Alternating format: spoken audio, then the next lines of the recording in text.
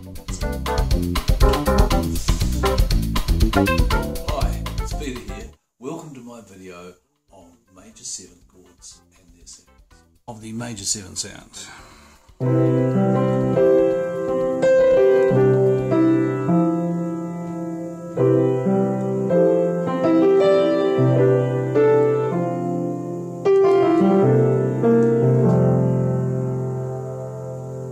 Okay, the major 7 sound and the major 7 chord, that is the topic of our tutorial for today.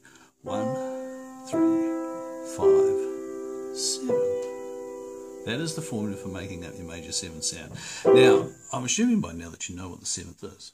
1, 2, 3, 4, 5, 6, 7th note of your scale. You add them to your triads and you make different chords, major 7 chords, and we've talked about different types of 7s. This is the first time the 7th gets to stay diatonic, i.e. keeping to the major scale rather than being altered to be perhaps a dominant 7th or altered again to be a minor 7th. We are listening to the major 7 sound. Now, the symbol. Up here you'll find 3 different symbols. So the C capital M7 or C MAJ7 or C triangle. They all mean C major 7. They don't mean anything else apart from that. It's a growing language and sometimes it can be confusing as the chord symbols change up a bit. There's a few others for major 7 as well, but we won't go there. The main thing to do is give the best chord symbol you can to your player, and I choose to use C MAJ7 because it's hard to confuse that one for anything else. So we're going to use that throughout. The formula is 1, 3, 5, 7. No alterations to anything. So let's do that on a couple of scales. Let's go E flat major. 1, 2, 3, 4, 5, 6, 7, 8. 1, 2, 3, 4, 5, 6, 7, 8. And we're going to use tones 1, 3, 5, 7. Here we have our E flat major 7 chord. Do another place. A major. 1, 2, 3, 4, 5, 6, 7, 8.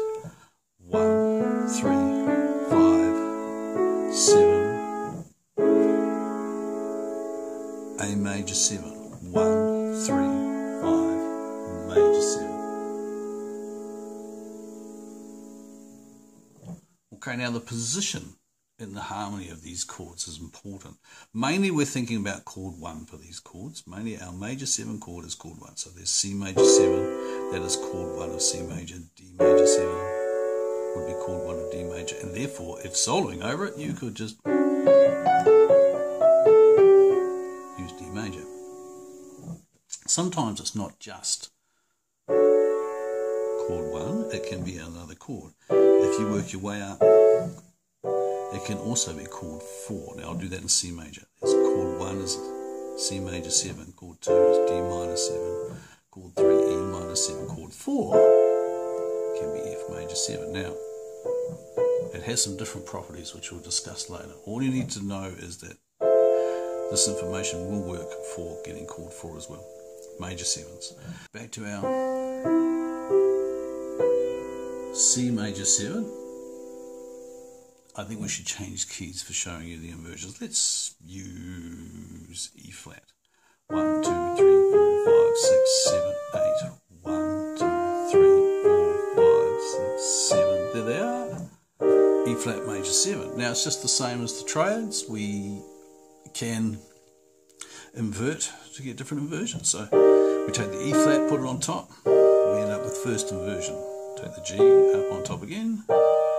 Second inversion. B flat up on top, leaving the 7th on the bottom. Third inversion. So we just got an extra inversion because we've got some extra notes. Nice chord that, especially if you just alter it out a little. Still the major 7 sound. Let's do it one other place. Do it in a sharp key. A major. 1, 2, 3, 4, 5, 6, 7, 8. 1, 2, 3, 4, 5, 6, 7. A major. A major 7. Root position. A major 7. First inversion. A major 7. second inversion, A major 7, third inversion. All these are chords that are useful.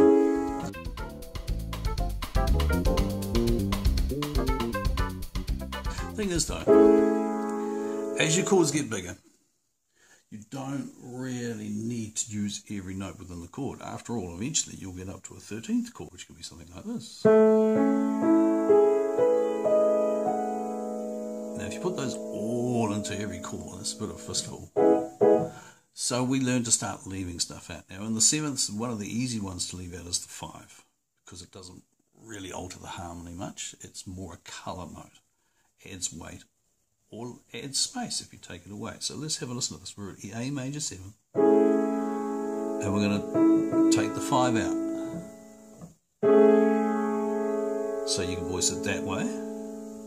I suppose you can voice it that way. I tend not to use it so much that way. Or this way, off the 7th. So coming off the root or coming off the 7th is great. Now these are what I call my safety net voicings. They fulfill all sorts of roles within my playing that really will work no matter what. Let's do it in another place. F. 1, 2, 3, 4, 5, 6, 7, 8. 1, 2, 3, 4, 5, 6, 7. There's our F major 7 chord. Leave out the 5. And that's it off the root. Here it is off the 7th.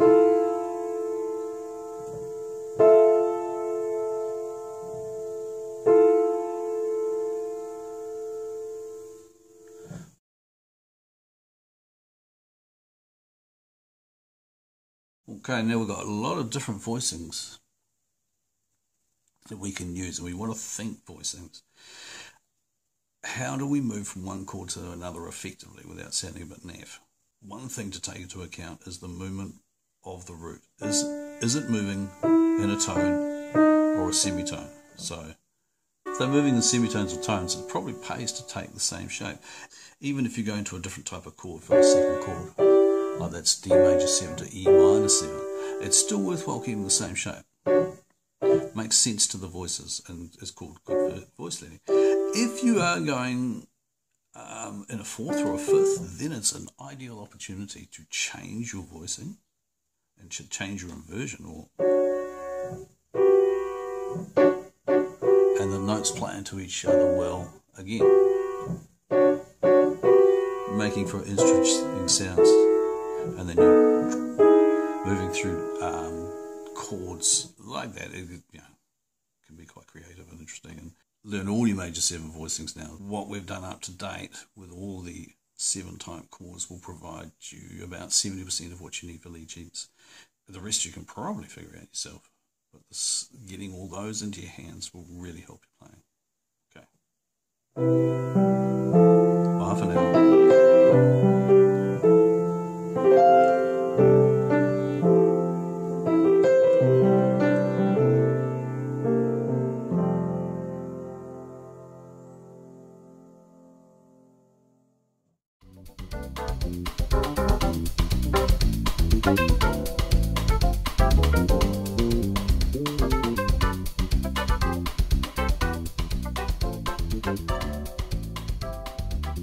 Thanks for watching my video on major 7 chords and its sounds. Learn the round all 12.